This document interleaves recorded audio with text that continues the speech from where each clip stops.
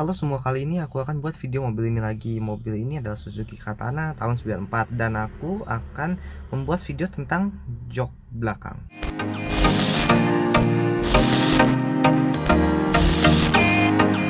Aku udah ganti jok belakang si Suzuki Katana ini jadi kayak gini, jadi hadap depan. Karena kalau kalian lihat di video pertama dan video lainnya tentang sebelumnya mobil ini itu gimana, kalian boleh lihat di pojok kanan atas itu masih original banget, kursinya masih hadap samping gitu, dan itu nggak nyaman banget, nggak ada nyaman-nyamannya sama sekali.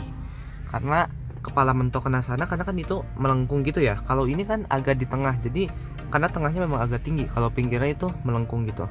Jadi itu kepala aku yang 170 cm itu mentok, dan ya gak enak aja posisi duduknya kayak angkot. Setelah diganti kayak gini, ini mobil jadi enak banget dipakai kalau kita duduk di belakang, karena posisinya commanding, bisa lihat kemana-mana, karena ya itu kursinya lumayan tinggi ya. Dan ya untuk kursinya sendiri cukup nyaman, tapi memang nggak ada headrest. Sebenarnya memang aku nyari jok yang agak kecilan biar nggak ngalangin ini spion, jadi masih tetap bisa lihat ke belakang, dan biar gak terkesannya sempit banget gitu ini mobil, karena kan ini mobil memang kecil, jadi perlu jok yang kecil juga. Nah, aku ini memakai jok zebra, yang zebra baris keduanya ya, yang captain seat gini. Ini tuh joknya lumayan kecil, pendek juga, tapi ya untuk keenakannya ya oke lah, biasa aja gitu. Harganya ini sepasang ini itu 700.000.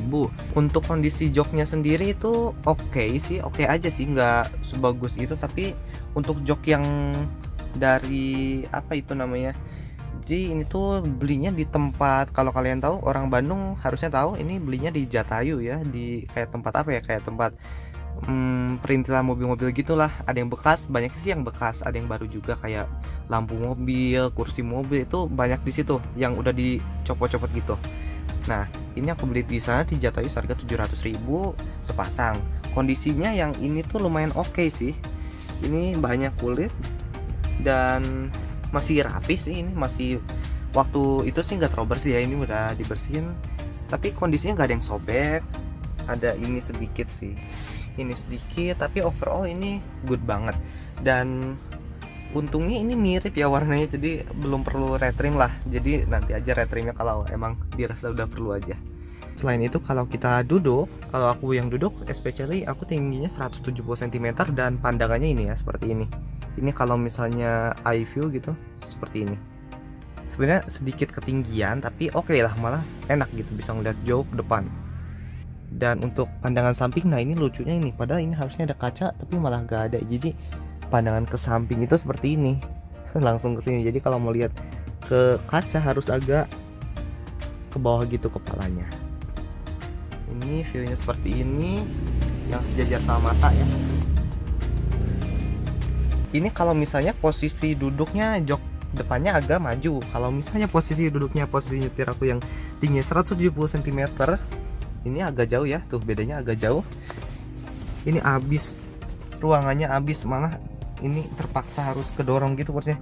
Kecuali kalau kakinya ke bawah masih ada, tapi udah nggak ada sisa jari lagi, jadi udah bener-bener abis sih. Jadi untuk setelan yang kayak gini, yang jaraknya segini, itu tinggi 170 cm, yang nyetir dan yang di belakang itu bakal agak sempit. Tapi kelebihannya ada di sini nih, karena ini joknya dimajuin banget. Ini cargo space-nya itu gede, dan sebenarnya bukan lebih ke cargo space-nya sih, karena ini kan kursi bisa reclining ya. Jadi ngejar ke reclining-nya itu biar bisa hampir maksimal gitu. Kita lihat. Jadi ini ada tuas reclining, dan ini kondisi joknya masih bagus loh. Nah, jadi masih ngebalik gitu kalau misalnya itu. Padahal jok ini aja, jok bawaannya aja udah lemes gitu, jadi walaupun ditarik gini dianya nggak ngebalik. Oke, kita coba rebahin sampai maksimal. Jadi ginilah kalau misalnya direbahin sampai maksimal ke sana. Ini posisinya nyaman banget, hampir tidur. Tapi kalau misalkan yang tingginya di atas 160 cm, jadi harus maju dulu gitu badannya biar nggak nabrak kaca. Karena kalau misalnya kita posisi duduknya masih normal, itu kepalanya bakal nabrak kaca kecuali tingginya di bawah 160 cm. Jadi ya karena inilah dimajuin segini tuh biar bisa ngejar recliningnya dan kargonya juga. Nah satu lagi untuk materialnya yang kita dapetin di sampingnya juga lumayan oke ya. Ini plastik tapi agak empuk ya, mungkin karena ini dilapis ini sih. Ini besi sebenarnya, bukan plastik, besi. Dan ini kaitan buat itu sih, buat jok yang sebelumnya yang ngadep ke samping gitu. Dan ini soft touch, mantap. Nah seperti inilah cargo space setelah dikasih joknya. Nah seperti ini. Kita lihat dulu space-nya itu bisa buat apa aja. Jadi untuk koper ukuran segini itu ya kurang lebih mirip segede galon ya. Itu muat. Kalau dua sih nggak muat ya, cuma kalau berdiri gini satu muat dan masih ada sisanya lumayan banyak.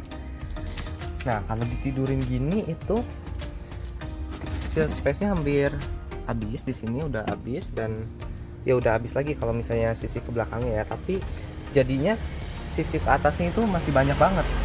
Jadi bisa reclining sampai rebahan, gampang banget masukinya dan masih ada sisa banyak banget. Mungkin ini berarti bisa sekitar 3-4 galon ya.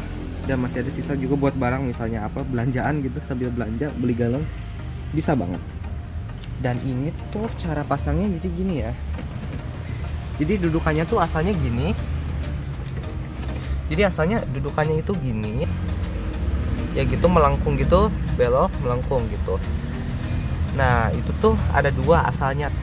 Tapi biar posisinya nggak ketinggian, jadi yang kaki bagian luarnya dipotong, bagian sisi luar gitu, kanan dan kiri itu dipotong sampai habis. Dan ini dipotong juga sedikit karena bawaannya lebih tinggi, jadi ini dipotong dan dielas gitu. Setelah itu yang dielas dan di adjust ketinggiannya biar lurus sama depan.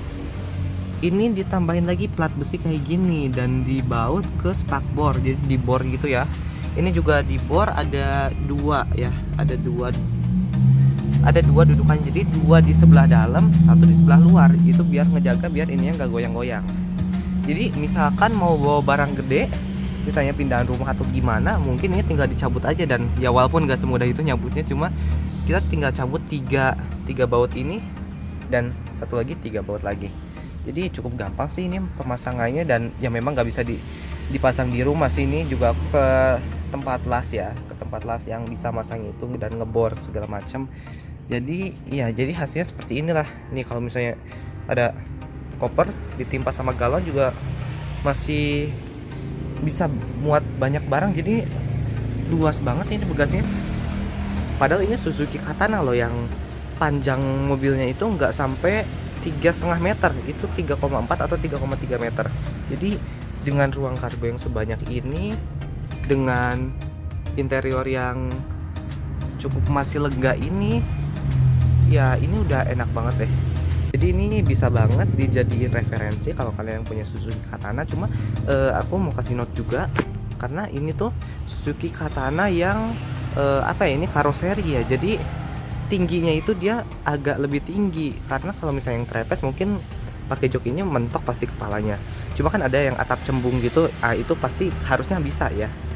Jadi ya mungkin ada perbedaan karena ini katananya agak beda ya. Jadi ya boleh dicoba dulu kalau misalnya mau dicoba pakai jok ini, jok apa, Espas atau Zebra. Ini Espas atau Zebra gitu ya, yang jok bagian tengahnya ya, bukan jok bagian depannya. Itu boleh banget dicoba di Suzuki Katana karena emang enak banget. Dan ini ngomong-ngomong, ini akses ke belakangnya bisa dari belakang sini, kita tinggal injak dan kita ke sini.